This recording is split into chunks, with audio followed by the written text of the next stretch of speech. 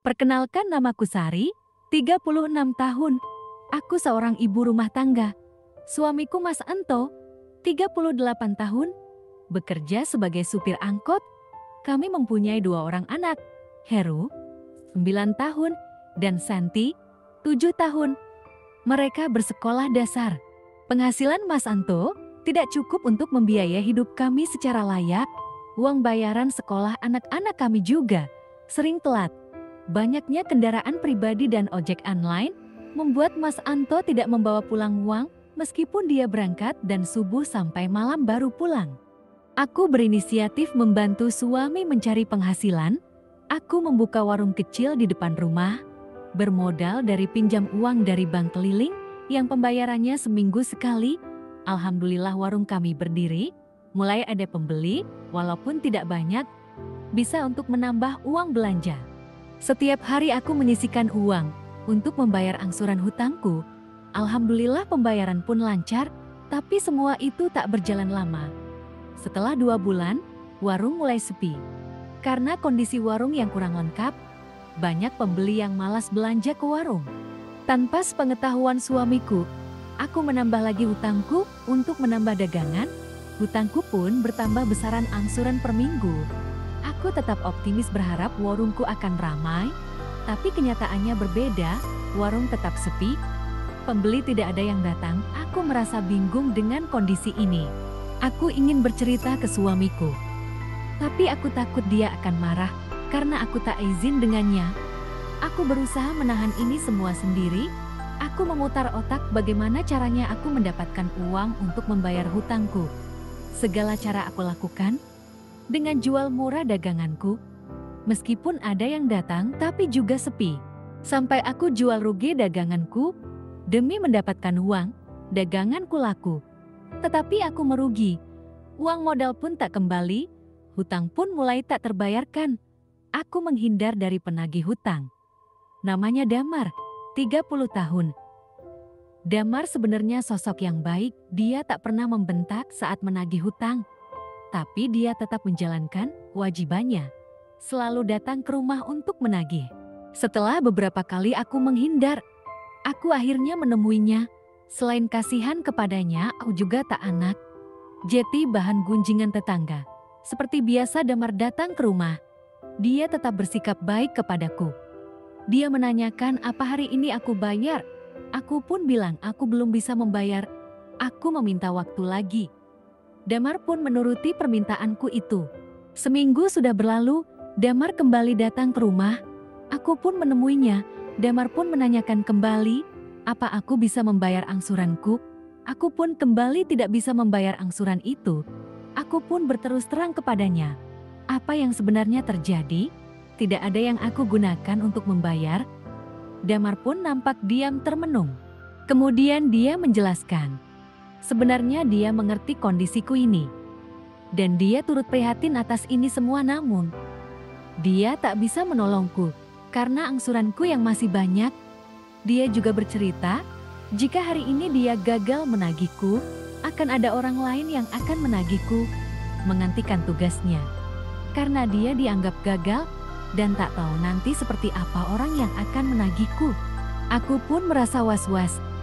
Takut jika yang menagihku nanti orang yang galak. Aku mulai menawarkan kerjasama dengan Damar. Ini adalah usaha terakhirku. Mas Damar, apa kamu tak bisa menolongku? Tanyaku lembut. Aku tak bisa, Bu. Ini semua sistem yang bekerja.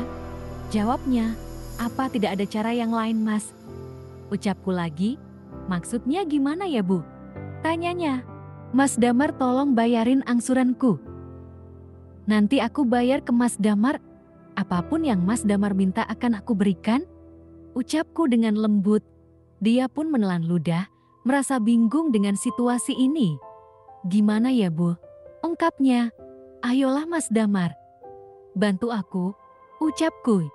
Tapi benar, Bu, boleh minta apa aja? Tanyanya. Iya, apa aja terserah Mas Damar, kalau mau. Diminta sekarang pun tak apa. Aku izinkan, ucapku. Dia pun memperhatikan ke arahku secara tajam, seperti yang ada di pikiran kalian. Benar, Mas Damar meminta itu. Benar-benar dia ini sangat luar biasa sampai aku kewalahan. Jika tidak karena jam sekolah anakku, mungkin dia terus melanjutkannya. Aku bilang kepadanya, besok lagi aja. Apa besok boleh lagi, Bu? Tanyanya. Boleh, asal jangan manggil ibu lagi. Jawabku. Terus mau dipanggil apa? Tanyanya. Panggil aja Sari. Jawabku.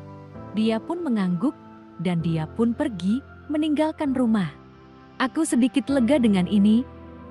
Pikiranku sudah mulai tenang. Setidaknya aku bisa sedikit bernafas lega dan memikirkan kembali solusi apa yang akan aku ambil. Keesokannya harinya pun tiba. Damar kembali datang dengan muka cerah penuh kebahagiaan. Dia juga membawakanku sesuatu, sebuah barang yang harus aku pakai saat berkegiatan berkreativitas. Aku pun menurutinya. Tak lama kegiatan kreativitas berkreasi itu terjadi kembali. Damar kembali berkegiatan berkreativitas kreasi. Kali ini makin lebih-lebih, kreasi kreatifnya makin menjadi. Aku sangat senang dengan tingkah Damar itu. Seperti biasa, sebelum jam pulang sekolah anak-anakku, dia kembali pulang. Dia pun bilang apa besok boleh ke rumah lagi. Dengan halus aku melarangnya, karena takut tetangga curiga. Setiap hari dia main ke sini. Dia mengerti dan dia pun mengikuti ucapanku. Malam harinya Mas Anto yang pulang narik memanggilku.